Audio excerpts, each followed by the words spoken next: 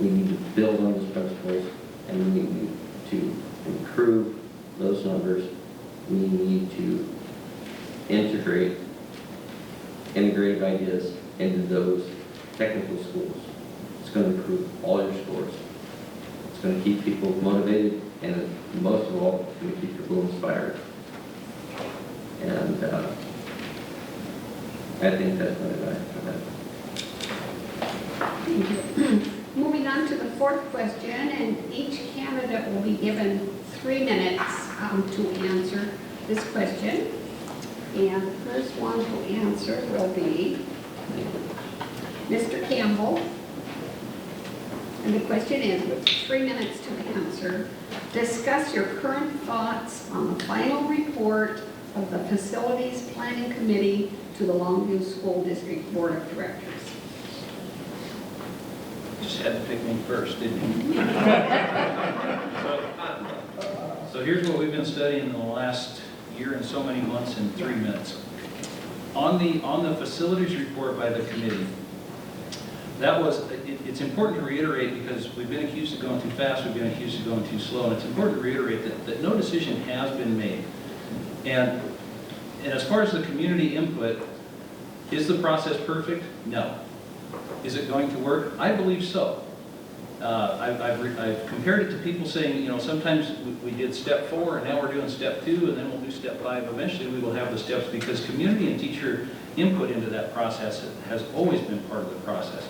It's also important to clear up that even though I still see it, under that plan or any plan that's currently in front of the board, it's absolutely unacceptable to increase class size or to employ staffing cuts. That has never been an issue with that. The size of the school may change, but the size of the classes will not. If anything, they would hopefully go down. But I'm not going to promise you anything right now. My thoughts on the thing is that those people spent a lot of time investigating that, a lot of prudent time looking over data, not just the data from DLR. We've got 4 different sets of demographic data, well, actually 3, and we're getting the 4th.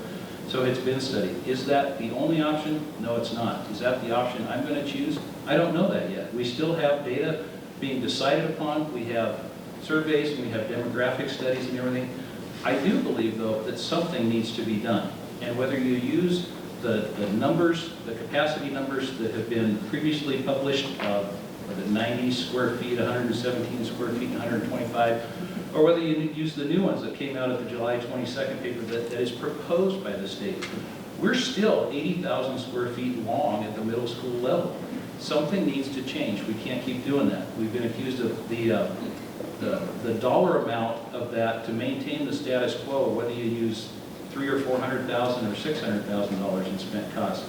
It is a small percentage of our total budget, but it's still $400,000 or $500,000. We keep talking about vocational and implementing these programs. It's basically about $65,000 to buy the equipment to implement one of those Project Lead the Way vocational technical type programs. I can buy the equipment and the staff for 2 or 3 of those programs using that money, so it's important. But no decision's been made. We're still looking at it. I'm not going to make a decision until I have all the information, but I appreciate the good work that Facilities Committee did. We have all the data in front of us to explore these options, because we know about capacity. We know the discrepancy in those capacities, which way you argue it back or forth. But we have a good basis out of that study done by what I think were some prudent and diligent people to give up their time to do that. And now we need to look at the other options, have that conversation, and make a decision. I do think the district needs to do something. Thank you. Thank you. Mr. Mossman, do you need me to read the question again? No, I've got it. Thank you. I was on the committee, and I voted to close the schools and sell the property. And I admitted to this fact in the newspaper, but I also admitted that I made a mistake, because I was looking at square footage and bricks and not at scores. And if we were given some scores, but you see, they said that's not your job, you're only supposed to. So I'll just take a good one, 19 portables. We're using 19 portables now.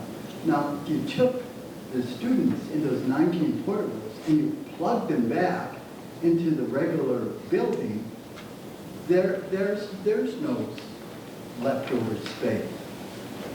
So I got a deal. I'll buy all those portables at a garage sale, okay? So where is this extra space? So if you're using 19 portables, then obviously we're not using our facilities right. So I believe that we should have put those students back in and sold the portables off, and then we wouldn't have had this discussion about leftover room. Now, you could keep 1 or 2 portables maybe just for a special program. But if you have enough room in there, why can't we put the garden program in a regular? Sure you could.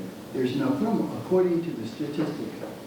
So I was given data that was questionable. And I was, up here, I was the only one on the committee, but I did say that I made a mistake. And when I started looking at the learning curves going down, I realized I made a mistake. I think that we need to focus our money and time into programs that bring children's skills up. That's what we need, not building, okay? That's what it is. I just would like to see, right now, I have something that I use, the HURT, I call it the HURT barometer. The hurt that's happened because of feeling, because we started with the committee instead of with the teachers. Now, if we used a different strategy and the superintendent had gone to the teachers and say, hey, I think we've got too much space, and started with the teachers, it would have worked great. But it didn't. It started outside, and the teachers found out in front of page of the newspaper that the schools were going to be closed. So I myself would be outraged. So the strategy for dealing with this problem was less than perfect. But from now on, let's start with the teachers and then make some decisions. Thank you. Mr. Norton? Okay, this merger I think is a bad deal because the estimated cost of repair to the building, Mark Morris's, was $24 million. Then they had to reevaluate and lower that to 18. There's some cost differences here. If you take what it costs to repair the building plus what you sell the property for, because you want to improve the higher education of this community and elevate LCC to a university, there's some benefits and there's some drawbacks to that. It's going to create a lot of jobs. It's going to bring jobs that the economic committee lost when they wouldn't give Reynolds a contract to keep their rates lower so that they could stay in business and create jobs for us. That was a big loss to our community. So I have an idea that I think they should consider. Modular units, moving Mark Morris. You get the benefits of selling Mark Morris, improving our community, which we all agree probably needs to be done. And I would love to go to a local university and further my education. That's a big opportunity. I think that modular units today, like technology of hydropower, have improved so much, you would not believe that their standards are higher than standard construction. And the problem with our school districts is lack of repair to the buildings and poor construction. Part of the poor construction, they're using the same materials in the new construction of the buildings that they use particle board and wafer board, but it's exposed to materials. Modular buildings aren't that. You could trade in the 19 modular buildings we have, use that as a down payment, or if they're in good enough shape, you might be able to reuse them to move Mark Morris to a different location. Check out the options, see what's the best bang for the buck, what saves money for the children, so we can fund other programs. If the school district doesn't like it, the public doesn't like it, it should be their choice to say, we don't like that. We want option A or B. The school district should tell them what the price tag is on either option, and it should always be their choice. But what a politician will take out of your front pocket and admit up front, the state will raise your taxes to get when they're done. And I'm just trying to be honest with you about how I feel about it.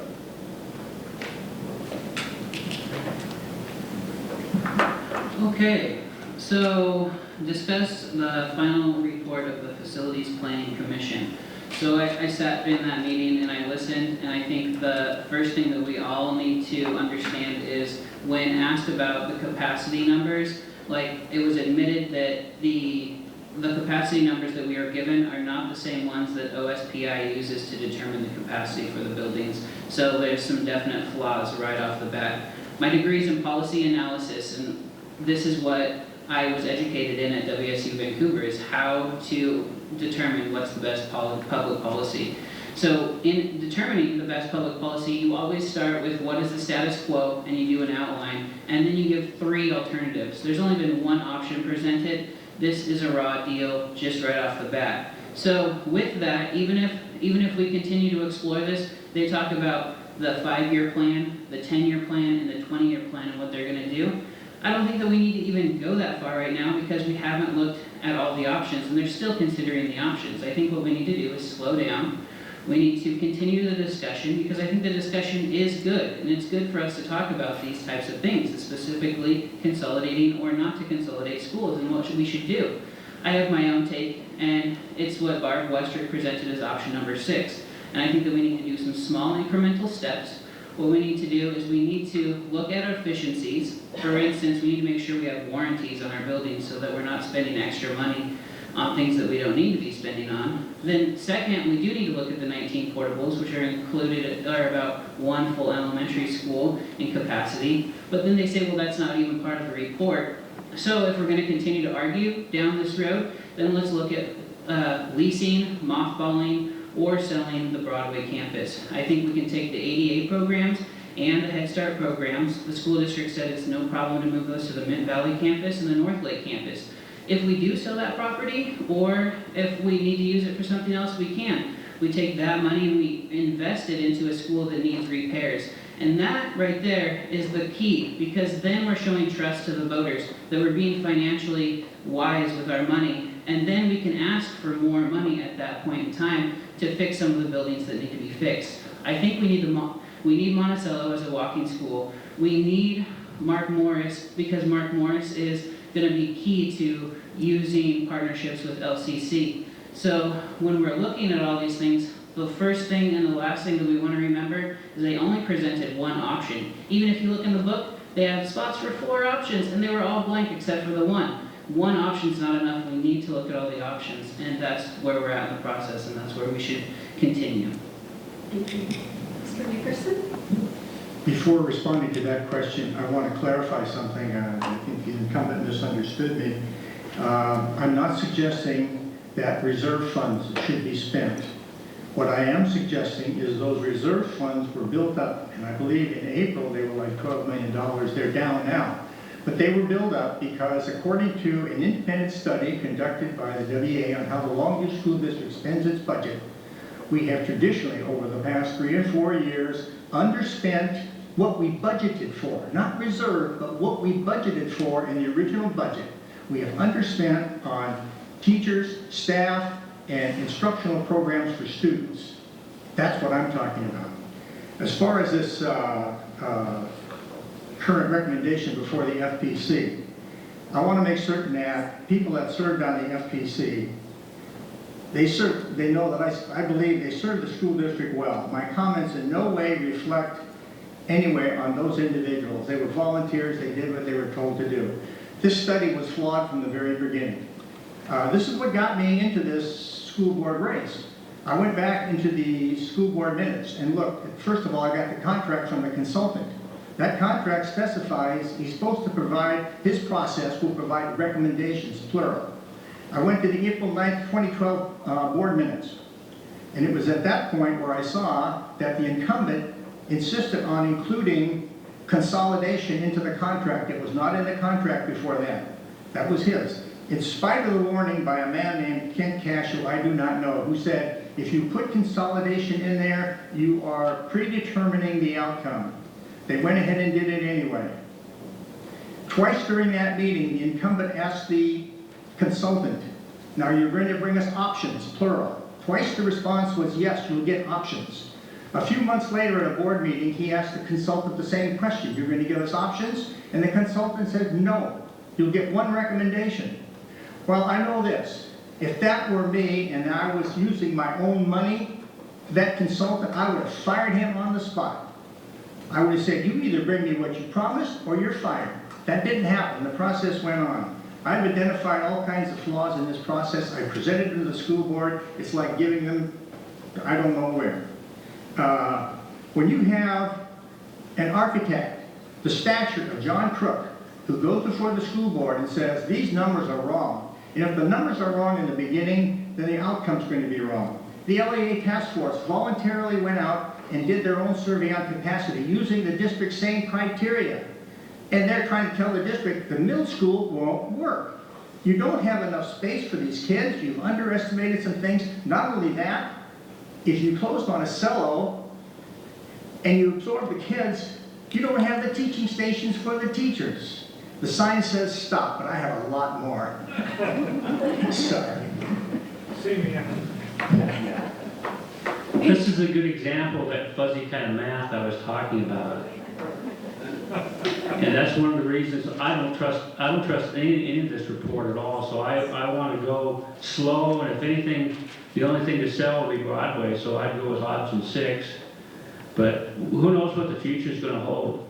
Right now, we may not have in 4 or 5 years, we may not have very much money available. The way the country's going and the economy's going.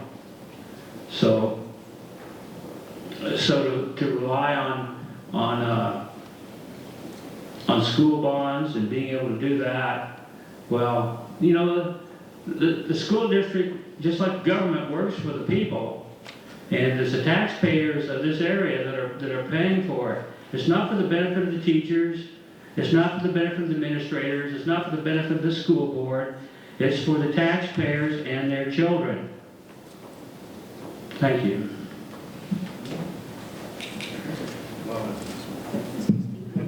Getting passionate. I'm a 1980 graduate of Mark Morris. My daughter currently goes to Mark Morris. My son spent time at Broadway. My son and daughter both attended North Lake. And my son now is just going on to Monticello. All of these schools are all talked about in the consolidation closure issues. I have skin in the game.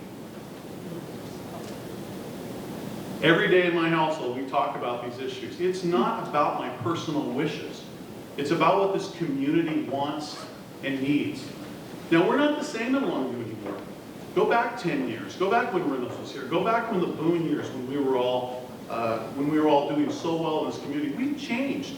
And I wish I say that we hadn't changed. But our community has over the last, since 1999, we've lost 1,100 students in our schools. That's a fact. You can't get away from the fact that our enrollment is dropping and continues to drop. And the studies that we see say that for the next 5 years, we're not going to see any growth even then. And then even in our Boone years, we only grew 2% at a time. So we're not going to grow out of this problem. The DLR study simply said this, and I don't think there's a lot of debate for this myself.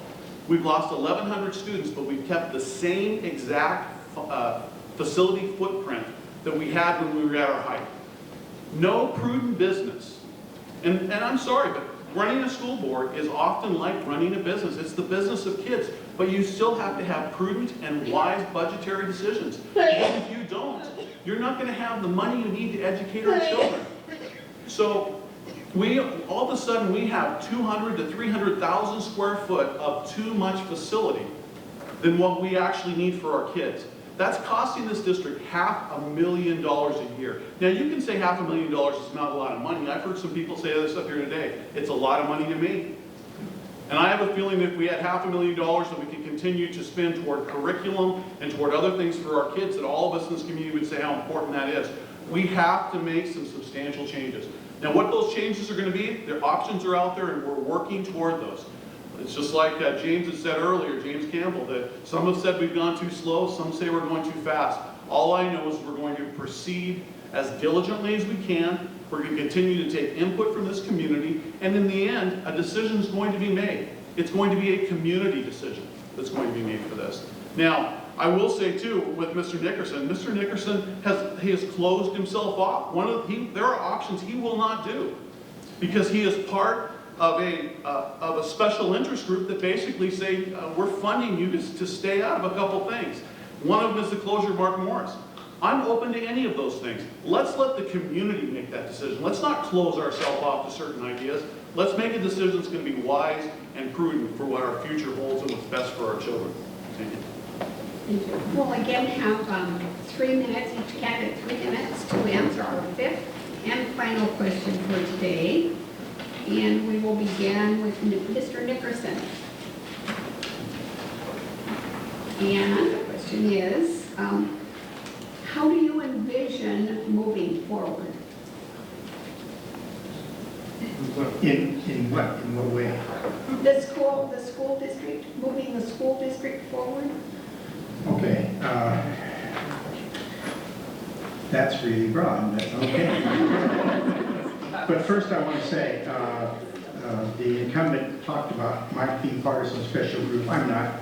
My campaign is my own campaign. I have not, my wife and I, nor any of our children went to any of the schools here. We have 3 grandchildren went to Mark Morris. We have 2 going to R.A. Long. I have no vested interest in that kind of thing, and I've never taken a position on the Mark Morris. My position is on Monticello, and I have good reason for that. And I don't want to use any more of my time on that. But as far as us going forward, I think one of the things that needs to happen is we need an aggressive recruitment campaign. And I believe that this is the district. I've checked out some of the history. We have turned out some fantastic graduates. We have turned out people who have international and national acclaim. We have turned out hundreds of people who become teachers, lawyers, doctors, dentists, nurses, civic leaders. I believe, if you look at the honor rolls at the universities, we just saw the one from WSU that came out the other day. That's a long list of kids from Longview that can do that. We have other people who have gone into the trades and been successful in the trades, independent entrepreneurs. But I think in order to attract families here and to recruit families, the first thing we have to do is get rid of the portables. The second thing we have to do is upgrade technology. Now, people are talking about technology, but I'm saying we need to offer this technological opportunities to our kids in school. Now, I'm not a great online learner guy. But I have 2 granddaughters who are getting their master's degree online. And so I think we have to look at providing opportunities for our students while they're in high school to at least have an online course so they get used to this concept. You can talk about wiring and all this other stuff, but it has to be the actual use of that technology that makes a difference. So I think that would be a great improvement. I think that we need to continue to support our schools through levy passages. And I think that we need to work on upgrading the programs for our non-college bound students. And I think we have help in the community to do that. I think there's a bright future here in Longview. I believe we can recruit. I would list those people. I would get rid of those portables. I would upgrade the technology. And I'd give that information to every realtor and say, when you have a family that comes to town with kids, show them this is what Longview can do, and this is what Longview is doing. I think that will help. I think we can turn those numbers around. Some may say I'm optimistic, some may say the trend's going the other way, and I say I don't care. Why not? Why can't we do it? I believe we can. Thank you. Mr. Smith. Well, I envision going forward to do a thorough review of the curricula and the textbooks that are being presented. And I know one of the reasons that there's a drop in enrollment is that there's a lot of people that are going to homeschool. And the reason they're going to homeschool is because they don't like the public schools and what is being taught. I know my son went to a private school, Longview Christian. He wanted to play football when he was a senior. So I said, okay, you can go to Mark Morris. He did. And he was failing 4 classes. And there were 4 classes, 2 of them required something like contemporary world problems. And it was all about homosexual agendas. Even in his journalism class, he had to be picking up articles and papers about homosexuals. Well, regardless of where you stand on that, that isn't something that should be taught in high school. That's just social engineering. One of the books he had was a pornography book. I mean, my goodness, I thought, when I was in high school, William Shakespeare could be kind of pornographic, but this is even worse. But that's the kind of stuff with kids, they get bored by that. They drop out. They know it's BS. I would put it frankly, they know it's BS. And when they talk to their parents, the parents pull them out of school. So all the other things about it is getting a recruitment of qualified people. I think we should have people that not necessarily having a degree in education, but they have a hands-on, they can do things, like the shop classes. There's all kinds of different things, but it needs to be re-examined. Thank you.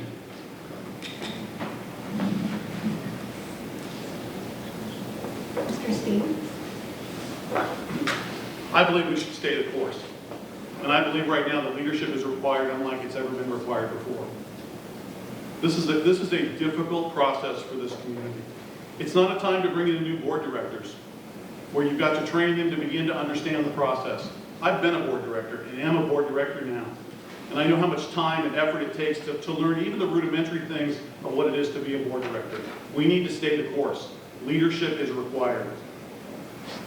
You know, it's an odd thing when you're a board director because you often have to say stuff in public that you wouldn't say otherwise, but I will say this. I have seen the district through some of the most difficult times in this community.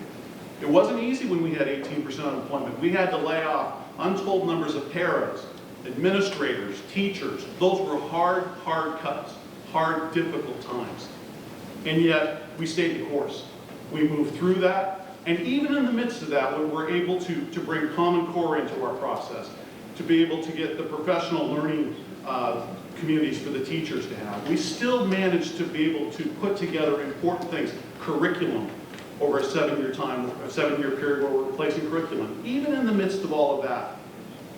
I think right now that is a time when we as a board need to continue to do the same due diligence we've done from the beginning.